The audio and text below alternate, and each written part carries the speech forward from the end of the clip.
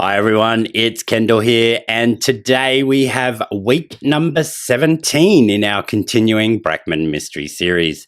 In this series, we are taking blocks from a single chapter of the wonderful Encyclopaedia of Pieced Quilt Patterns, which was compiled by the beautiful and wonderful and most knowledgeable Barbara Brackman. Without much further ado, let's spin that wheel.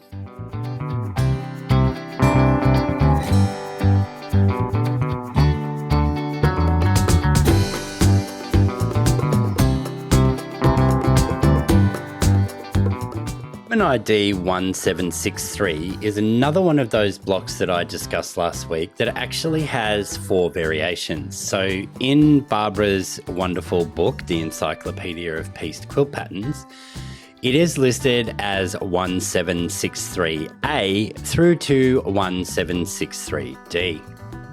1763A was known by 2 names. One was quite controversial, so we're only going to talk about the first one, which is Square and a Half, and it appeared in the Kansas City Star in 1933. Patterns for the Kansas City Star appeared in 3 separate periodicals, which were the Kansas City Star, the Weekly Kansas Star, and the Weekly Star Farmer from 1928 through to 1960. 1763B is a variation, as I said, and it's just about different colour placement. This was known as the water wheel and appeared in the Farm Journal, which was established in March of 1877. Over its lifetime, the Farm Journal has absorbed at least 3 other pattern sources, including The Country Gentleman, The Farmer's Wife, and Household Journal. In the 20th century, they have offered mail order patterns and booklets, and some of these patterns have been reproduced in Rachel Martin's Modern Patchwork, which was published by Countryside Press of Philadelphia in 1970. 1763C gives us the Chinese coin, which was from Aunt Martha's studio. Once again, it's just about different placement of the 4 patches in the corner and reversing the friendship star in the center using print and background. Now, Aunt Martha's studio had booklets, kits, and related items, and they are still being offered by Kansas City Colonial Patterns Incorporated, which began in the early 1930s. When they were advertised in the 1930s, it was in a syndicated column under various names, including Aunt Ellen, Aunt Matilda, Betsy Ross, Royal Neighbour, and Colonial Quilt. Aunt Martha was the most common name used, and in 1935, Colonial Patterns began the Work Basket magazine, duplicating many Aunt Martha designs. And finally, we have a 1763D, which is the water wheel. Again, the same name as 1763B, but this was a Nancy Cabot design, and we have spoken many times about Nancy Cabot. Now, for this week, I am actually rejecting this block, even though we've just gone into all of that information, because we did do a Friendship Star-based block, I think, on week 2 of this continuing series. So I just wanted to show you that there are blocks in the book and variations of the block, but it all just really comes down to color placement and orientation of the units within that block, that they're so similar that they are all actually listed by Barbara in a group, as I've just told you. So let's spin that wheel again.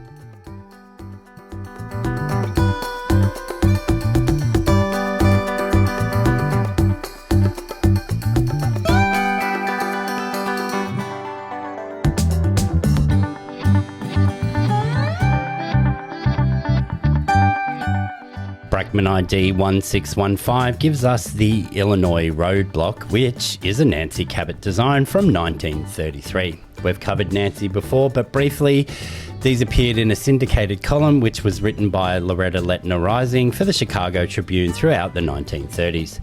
There are hundreds of Cabot patterns, and they were sold by mail order and grouped in booklets. The same patterns were also sold by the Spinning Wheel Syndicate and the Progressive Farmer.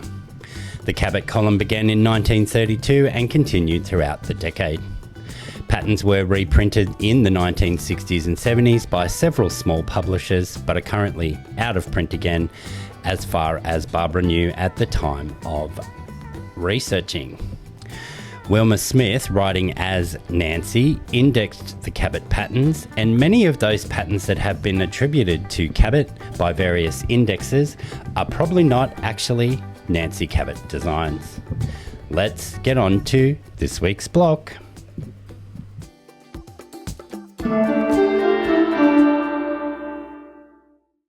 You will notice from this week's cutting directions that I've given you all of the cutting to actually cut up all of the individual rectangles, but on the cutting sheet, which is available in the description box below and over at the Facebook group after this video premieres, that I did say how you could make this with strip sets, and that's what I'm actually going to show throughout this video. So what I have here is 3 1.5 strips of each my light fabric and the print fabric, and we're just going to sew these into the strip sets, being careful not to stretch the fabric and just allow the feed dogs and the pressure from the presser foot to pull the fabric through. Keeping your hands in front when sewing strip sets is the best way to make sure that they won't travel in a direction that you don't want them to, and just allow the machine to feed them through. We're then going to press all of these towards the darker of the two fabrics, and we'll be ready to trim them into sections.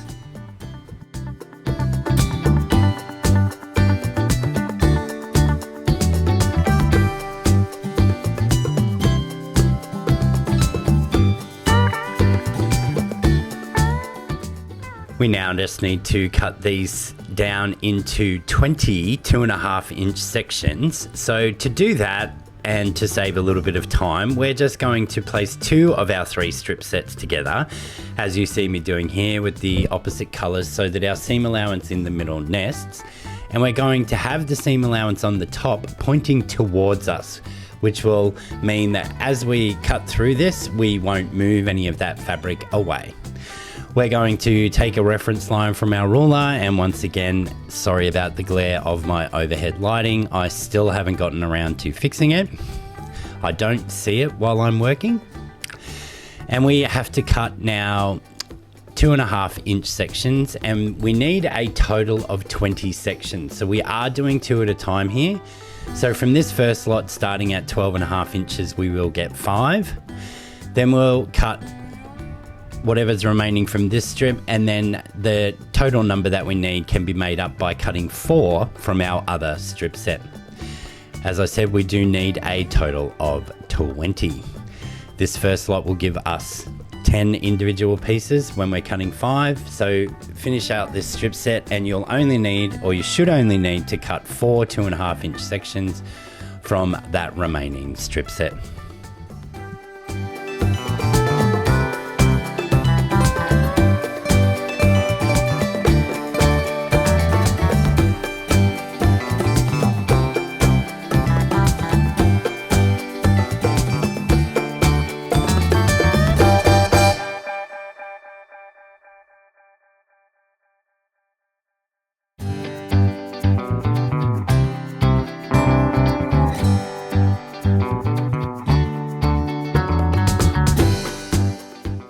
We're now just going to take these and make 2 piles of 10, and paying attention to the orientation. The first lot we'll place vertical with our print over to the right hand side, and the second lot we will place horizontally with the print pointing towards us or down the bottom. We'll then take all of these to the machine and stitch them together with a 1/4-inch seam allowance, and we will then press them to the solid piece of fabric, so towards that one on the left hand side there.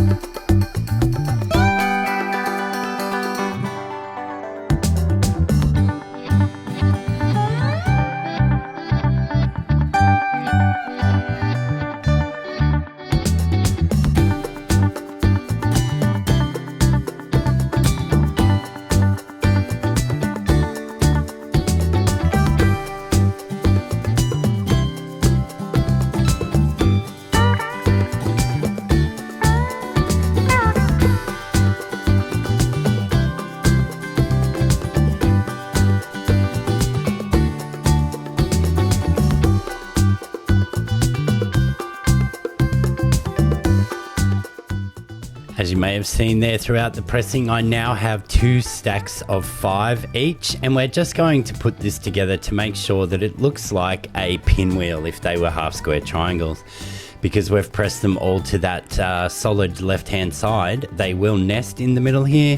And once again, I'm facing that seam allowance up at the intersection so that the presser foot and the feed dogs will actually hold that intersection together snugly.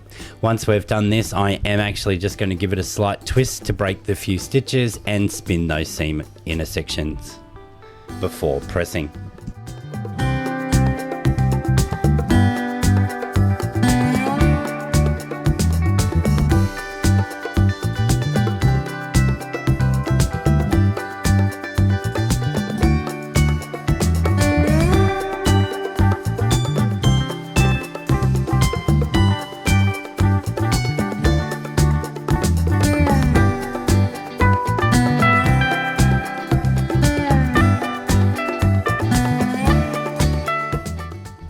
Because we don't have a lot of bulk coming here together, we can just give this a little twist, as you can see now, bang!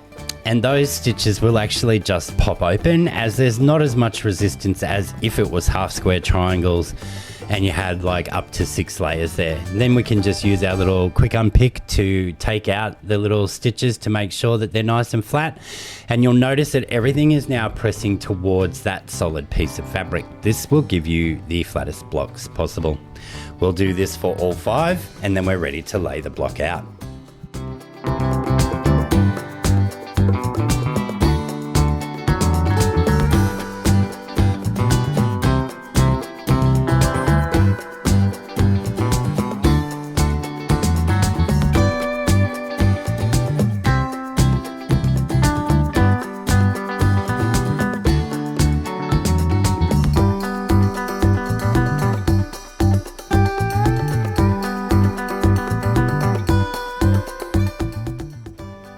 We're now ready to lay this block out for its final 9-patch construction. Paying attention to the piecing diagram, it's just a checkerboard. If you can pretend that our little crossy blocks were solid fabrics. So we'll bring in our remaining A squares that were still left over from before. We're going to place everything where it needs to be. You can't really get the orientation of the crosses wrong. Any rotation, they will look exactly the same. We're then going to start by sewing all of our vertical seams and then our horizontal seams. We will press towards the solid fabric squares, so in towards the center on the top and the bottom row, and out towards those solid squares on the outsides in the middle row. That means when we come to doing our horizontal seams, all of those intersections will nest nicely. Once we've got our horizontal seam sewn, we will just press in towards the center of the block, and our chosen block for this week will be done, but stay tuned.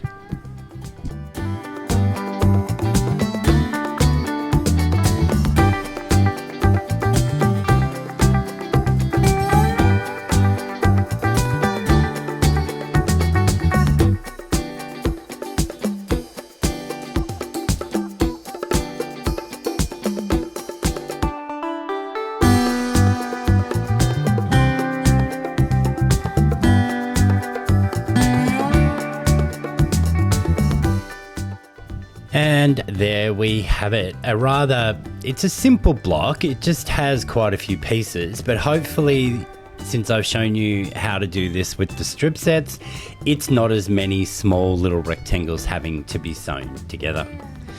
Give everything one last final press and our block is complete. Now, normally this is where I would show you the AccuQuilt for making the chosen block, but I am actually going to make that first block that we rejected for my small 9.5-inch block. And for that, as you saw there, we need shapes 1, 2, and 3. I'm going to get all of the fabric cut and ready and fast forward through the construction of this block. It is just 4 patches and half square triangles laid out in a certain way. And then we'll have a look at some examples of blocks on repeat. Just remember, when you are cutting the fabric with your AccuQuilt cutter, the length of grain should go towards the rollers, as you feed it through the machine. This reduces the likelihood of the fabric stretching, as the crosswise grain does actually have a bit of give, as the threads, or the warp or the weft, whichever one it is, are shorter. So they actually give a little bit. Feeding it through the machine this way, as I said, reduces the likelihood of the fabric stretching and your pieces not coming out as accurate as you would like. Whenever I am sewing with the AccuQuilt, I do tend to press my seams open, but today you won't see that because I moved my needle position over by 0.2 or 0.3, which made up for that, so I can press to one side. The seam allowance given on the AccuQuilt die boards is very scant.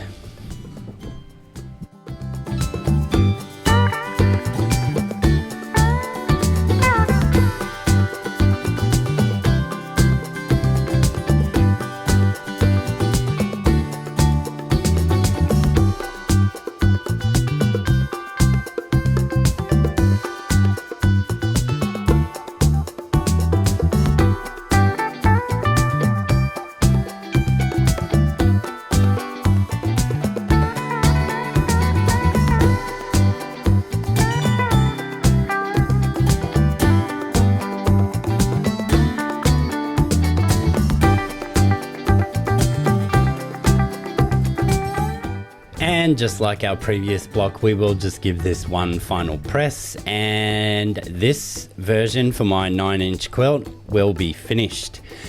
And as always, we can take a look at what our blocks look like on repeat. So just our block that we did this week, here is what it looks like on repeat, and you can see it creates clusters of 4 of the crosses.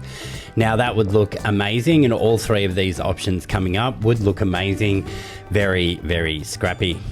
Here it is just set as normal blocks, but with some sashing and cornerstones, and you could play around once again with your colors and have multicolored little cornerstones, and that would make quite an amazing quilt. Finally, as I have been doing recently, here is what this block would look like on repeat and on point. And again, I think it would be quite striking, made of multicolored fantasies.